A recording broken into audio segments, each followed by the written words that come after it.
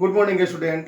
आज हम लोग एक नए चैप्टर के साथ जुड़ रहे हैं और इस चैप्टर का नाम है classification of element and periodicity in properties. तो सबसे पहले हम लोग देखेंगे, जैसा चैप्टर का हेडिंग होता है उसी से रिलेटेड उस चैप्टर के अंतर्गत हम लोग को स्टडी करना पड़ता है। तो जैसे इसमें मेंशन किया है क्लासिफिकेशन ऑफ एलिमेंट्स, एलिमेंट्स को एक सर्टेन क्लास में रखा गया। तो सर्टेन क्लास में रखने के लिए उसमें कुछ ना कुछ एलिमेंट्स में सिमिलरिटी मिला होगा, उसकी प्रॉपर्टीज में सिमिलरिटी मिला होगा, तभी हम लोग उसको एक क्लास में रखते हैं।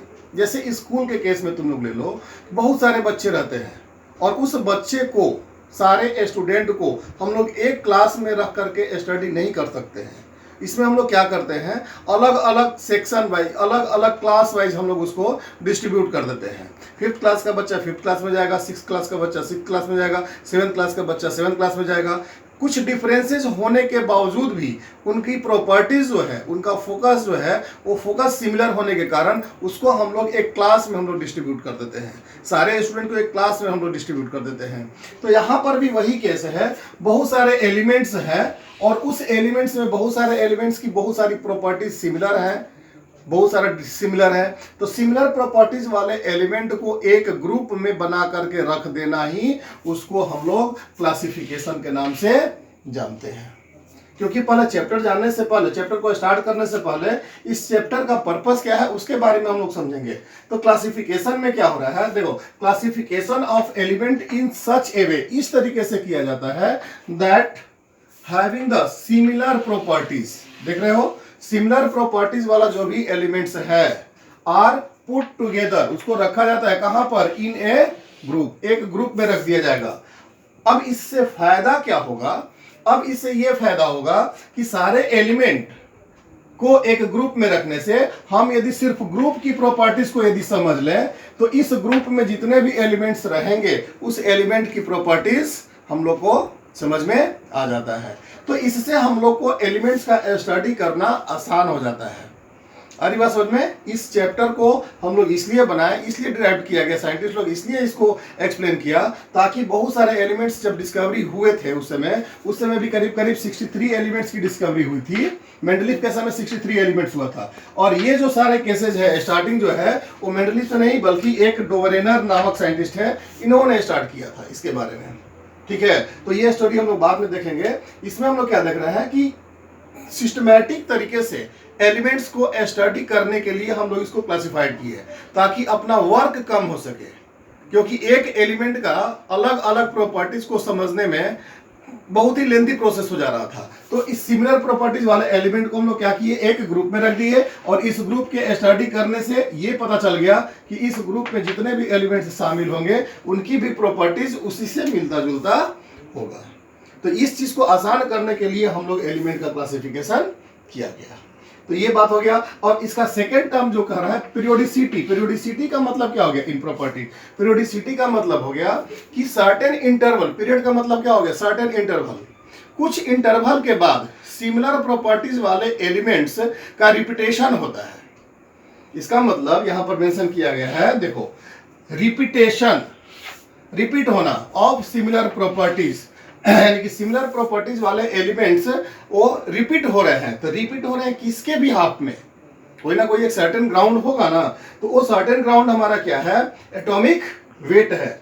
आफ्टर रेगुलर इंटरवल, एक सर्टेन इंटरवल के बाद, ठीक है, कॉल पीरियोडिसिटी इन प्रॉपर्टीज। तो ये इंटरवल जो हो रहा है, तो किसका इंटरवल, तो जब हम लोग एटॉमिक मास, एटॉमिक वेट के बारे में जब हम लोग कंसीडर किए, तो जैसे जैसे एटॉमिक वेट हम लोग ग्रेजुअली बढ़ रहे थे तो हम लोग देख रहे थे कि सर्टेन इंटरवल के बाद पुराने एलिमेंट से मिलता जुलता प्रॉपर्टीज वाला भी एलिमेंट आगे हम लोग को मिल रहा है। तो ये सर्टेन इंटरवल के बाद सिमिलर प्रॉपर्टीज वाला जो एलिमेंट मिलता है, तो ऐसे प्रॉपर्टीज को ही हम लोग पीरियोडिसिटी इन द प्रॉपर्टीज के नाम से जानते हैं, या फिर हम लोग सिर्फ पीरियोडिसिटी के नाम से भी हम लोग जानते हैं। आ रही बात समझ में। तो इस क्लासिफिकेशन के लिए डिफरेंट साइंटिस्ट ने अपना अपना वर्क किया, जिसमें से सबसे महत्वपूर्ण वर्क था मेंडलीफ का। और मेंडलीफ के पीरियोडिक टेबल के बेस पर ही मॉडर्न पीरियोडिक टेबल को बनाया गया, जिसको मोस्ले ने बनाया था। और उस मोस्ले को ही हम लोग आज भी स्टडी करते हैं। तो इसमें सबसे ज्यादा इंपॉर्टेंट हम लोग को समझना होगा मेंडलीफ का पीरियोडिक टेबल और मोस्ले यानी कि मॉडर्न पीरियोडिक टेबल। तो उससे पहले इस पीरियोडिक टेबल की क्या स्टोरी बनी थी, इसके बारे में हम लोग समझते हैं। जैसे साइंटिस्ट एक है डोबनेरर ट्रायड। डोबनेरर साइंटिस्ट का नाम हो गया, और ट्रायड का मतलब क्या हो गया, इन्होंने क्या बताया, इन्होंने 3 एलिमेंट को एक ग्रुप में रखा। इन्होंने 3 एलिमेंट को एक ग्रुप में रखा और उन्होंने ये बताया कि फर्स्ट और थर्ड एलिमेंट का एटॉमिक मास यदि हम लोग पता कर लें तो बीच सेंटर वाले एलिमेंट्स का एटॉमिक मास पता चल जाएगा। और सेंटर वाले एटॉमिक मास कैसे निकलेंगे, तो फर्स्ट और थर्ड वाले का जो एवरेज वेट होगा उसी के सिमिलर, उसी के मिलता जुलता हमारा सेकंड वाले एलिमेंट का या फिर सेंटर एलिमेंट का हमारा एटॉमिक मास होगा। तो इन्होंने ये चीज बताया था, इसका एग्जांपल सामने रखा गया है। जैसे लिथियम, सोडियम और पोटेशियम, ये तीनों को एक ट्रेड में रखा गया। तो चूंकि ये 3 है, इसलिए 3 के कारण इसका क्या नाम रखा गया, ट्रायोड्स। अब इसमें क्या देखेंगे, अब जैसे लिथियम का atomic mass, atomic weight 7, potassium का एटॉमिक वेट 39, हमको सोडियम का नहीं पता है। सोडियम का नहीं पता है तो सोडियम को कैसे निकालेंगे हम लोग, एवरेज वेट से। तो एवरेज कैसे निकालते हैं हम लोग, जो सिंपल मेथड है 39 प्लस 7 डिवाइडेड बाय 2, इसको करेंगे तो कितना आ रहा है 23। इट मींस ये सोडियम का एटॉमिक वेट कितना हो जाएगा 23। तो इनके कहने का क्या मतलब था, यदि लिथियम का और पोटेशियम का हम लोग याद कर लें तो सोडियम को याद करने की जरूरत नहीं होगा। आ रही बात समझ में। उसी तरीके से दूसरा एग्जांपल है कैल्शियम, एस्क्रेडियम और बेरिलियम। तो इसमें इसका 40 और इसका 137, और इसका जब हम लोग एवरेज निकालेंगे तो 40 plus 137 divided by 2, it means ये कितना आ रहा है 88.5। और इसका जब प्रैक्टिकली जब पाया गया तो इसका भी एटॉमिक मास कितना मिला हम लोग को, 88 मिला। सारी बात समझ में। तो करीब करीब सिमिलर मिला हम लोग को। तो ये जो रूल्स दिया, ये पहली बार जो इन्होंने अपना इस क्लासिफिकेशन में अपना स्टेप उठाया था, इसी को ही हम लोग डोबरेनर ट्रायोड्स के नाम से जानते हैं। तो ये एलिमेंट, ये जो कंसेप्ट था वो सारे एलिमेंट पर, उस समय जो 63 एलिमेंट्स थे उस पर सारे एलिमेंट्स पर ये एप्लीकेबल नहीं हो पाया। सर्टेन एलिमेंट को ही इन्होंने एक्सप्लेन कर पाया, बाकी के एलिमेंट्स ऐसे ही रह गए। आ रही बात समझ में। इसके बाद दूसरे साइंटिस्ट जो है वो न्यूलैंड लॉ ऑफ ऑक्टेव, इन्होंने न्यूलैंड ने एक ऑक्टेव रूल दिया। ऑक्टेव रूल क्या होता है ऑक्टेव रूल, इसका मतलब है कि हर 8वां एलिमेंट अपने से पहले एलिमेंट का रिपीटेशन होगा। हर 8वां एलिमेंट अपने से पहले एलिमेंट का रिपीटेशन होगा। आ रही बात समझ में। जैसे हम लोग म्यूजिकल टोन्स के नाम से भी हम लोग इसको जानते हैं। कैसे म्यूजिक निकलता है, सा रे ग म प ध नि सा, जो ये टर्म है, तो जो सा है, ये सा हमारा 8वां टर्म हो गया, और पहला टर्म कौन था हमारा, सा। यानी कि फर्स्ट टर्म और 8th टर्म, ये दोनों की प्रॉपर्टीज हमारा सेम होगा। आ रही बात समझ में। उसी तरीके से सा रे के बाद फिर सेकंड टर्म में भी हमारा रे आ रहा है, तो रे और रे क्या हो रहा है, आपस में मिल रहा है। उसी तरीके से देखो, इसको एक्सप्लेन किया गया है, जो इसमें जो इंक्रीज एटॉमिक वेट के अकॉर्डिंगली ही ये भी किया गया है। जैसे देखो, जो एलिमेंट्स है lithium, beryllium, boron, carbon, nitrogen, oxygen और फ्लोरीन। क्लियर है। यहां पर सेकेंड टर्म में क्या है, अब देखो ये 1 2 3 4 5 6 7, ये 7 नंबर हो गया, और ये 8 नंबर हो गया। 8 9 10 11 12 13 और 14। अब देखो, जैसा कि हम लोग को मालूम है कि लिथियम को और सोडियम को एक ही ग्रुप में रखा गया है।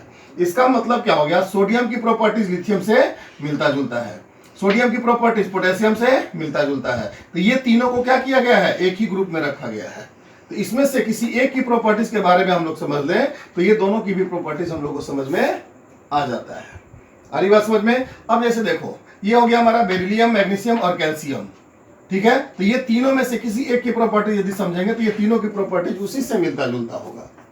क्लियर है ये सब चीज। हर 8वां टर्म, हर 8वां, इसका मतलब जैसे इसके शुरू करेंगे, बोरॉन को शुरू करेंगे तो 8वां टर्म हमारा कौन आएगा, एल्युमिनियम आएगा। एल्युमिनियम और बोरॉन को एक ही ग्रुप में रखा गया है, इसकी प्रॉपर्टी सिमिलर मिलेगी हम लोग को।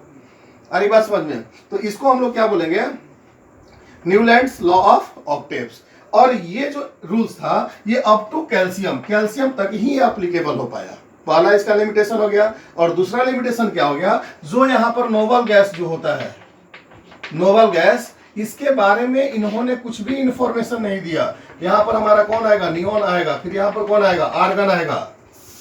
आरी बात समझे? तो इस रूल्स में इन्होंने नोबल गैस को कंसिडर नहीं किया था।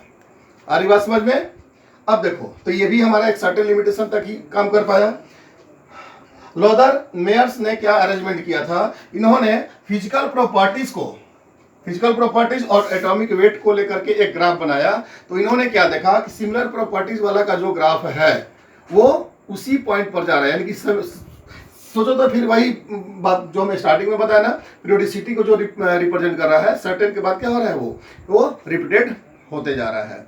आ रही बात समझ में? तो ये रहा हमारा इंट्रोडक्शन इस चैप्टर का। अगले वीडियो में हम लोग आ जाएगा मेंडलीफ ने किस तरह से अपने पीरियोडिक टेबल को एक्सप्लेन किया, उसके बारे में हम लोग डिटेल्स में पढ़ेंगे। तब तक के लिए धन्यवाद।